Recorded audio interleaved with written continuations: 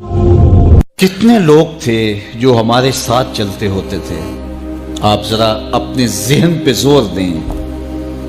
بچپن کے دوست، کلاس فیلوز، کاروباری ساتھی، گلی محلے کے لوگ، رشتہ دار، اعزاء و اقربا، آباء و اجداد، اور کتنے لوگ آپ کے مخالفین، معاندین. یہ ساری فہرست ذہن میں لائیں تو ایک دم خیال پڑتا ہے فلاں بھی چلا گیا، فلاں بھی چلا گیا.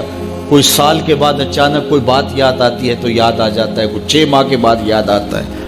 کئی ایسے لوگ ہیں کہ سال ہا سال بعد یاد، ہاں وہ بھی ہوتا تھا.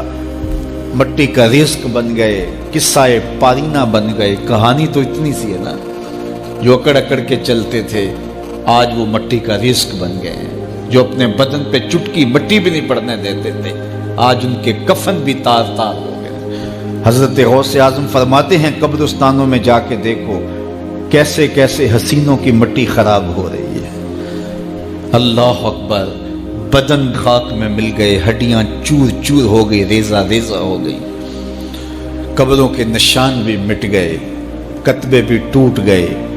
مٹ گیا مشتاق دل سے رنگے یاد رفتگاں. پھول مہنگے ہو گئے، قبریں پرانی ہو گئی. کون کسی کو یاد کرتا ہے؟ اور اسی طرح ہم مل کے مٹی کا رزق بننے والے ہیں، لیکن کوئی ایسا کام چھوڑ جائیں گے، اپنے رب سے جڑ جائیں گے، اپنے رب کے بندوں سے جڑ جائیں گے، رسول کریم کے دامن کو تھام لیں گے تو پھر موت بھی مرنے نہیں دے گی. پھر سرخرو اور سر بلند ہوں گے، پھر عزتوں کے تاج سروں پہ رکھے جائیں گے، وقار کی مسند پہ بٹھائے جائیں گے. فقیر نام تنا دا باؤ، قبر جنہ دی جیوے ہو.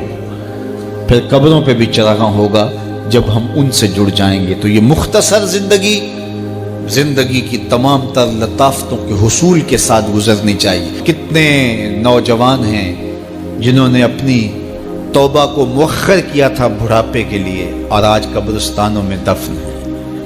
آپ جا کے قبرستانوں میں دیکھیں، وہ سوچتے تھے کہ ابھی تو جوانی ہے، جوانی سے لطف اندوز ہو لیں، بڑھاپے میں توبہ کر لیں گے.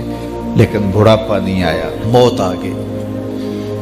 موت تو برحق ہے، یہ تو آ کے رہنی ہے، لیکن بڑھاپا لازمی نہیں ہے کہ ضروری آئے. حضرت امام غزالی نے ایک بڑی خوبصورت بات لکھی. فرماتے ہیں معاشرے میں نظر دوڑا کے دیکھو، زیادہ بچے ہیں، زیادہ جوان ہیں یا زیادہ بوڑھے ہیں؟ تو کہا آپ کو بچے زیادہ ملیں گے. ہر گھر میں دیکھ لیجئے، بچے زیادہ ہوں گے، جوان ان سے کم ہوں گے، بوڑھے ان سے کم ہوں گے. تو اگر بوڑھے تھوڑے ہیں، جوان زیادہ ہیں، تو غزالی فرماتے ہیں پھر بات سیدھی سیدھی ہے، بڑھاپے تک کوئی کوئی پہنچتا ہے، زیادہ جوانی میں چلے جاتے ہیں. اور کہا کہ اگر جوانوں سے بچے بھی زیادہ ہیں تو پھر اس کا مطلب بھی سیدھا سیدھا ہے کہ جوانی تک سارے نہیں پہنچتے، بہت بچپن میں چلے جاتے ہیں. غرہ کس پہ، ناز کس پہ، غرور کس پہ، تکبر کس پہ؟ تو یہ مختصر زندگی جو اللہ کی امانت ہے، اس کو اللہ کے نام پہ گزارو. جو بیت گئی وہ بیت گئی، وہ تو منہا ہو گئی زندگی سے. وہ مجھے رات سے کچھ لوگ میسج بھیج رہے ہیں، آپ کا پیدائش کا دن ہے، مبارک ہو، اللہ سب کو جزا دے. لیکن میں آج اپنی چھوٹی بیٹی کو بھی کہہ رہا تھا، وہ مجھے بولی کہ ابو آپ کو مبارک ہو. تو میں نے کہا کہ آپ ہاتھ اٹھا کے اللہ کی بارگاہ میں دعا کرو کہ اللہ آپ کے باپ کے 46 سال کے گناہ معاف کر دے. یہ تو زندگی گزر گئی ہے، 46 سال میرے ہاتھ سے نکل گئے ہیں. میں الٹا بھی لٹک جاؤں تو یہ میرے ہاتھ نہیں آ سکتے. اگر میں نے اچھے گزارے ہیں تو مجھے مبارک ہو اگر قبول ہو گئے ہیں، اور اگر اچھے نہیں گزرے تو مجھے توبہ کرنی چاہیے. زندگی کی کوتاہیوں سے توبہ کرنی چاہیے. ہم سمجھتے ہیں ہم بڑے ہو رہے ہیں، حقیقت میں ہم چھوٹے ہو رہے ہیں. ہم اپنی زندگی کے اہداف طے کریں، زندگی کے مقاصد طے کریں. ساری زندگی اس کے گرد سفر کرنی چاہیے. کئی لوگ ساری زندگی گزار دیتے ہیں، ان کو ساری زندگی راستہ نہیں ملتا کہ جانا کدھر ہے. وہ کیوں؟ وَأَضَلُّ السَّبِيلَ.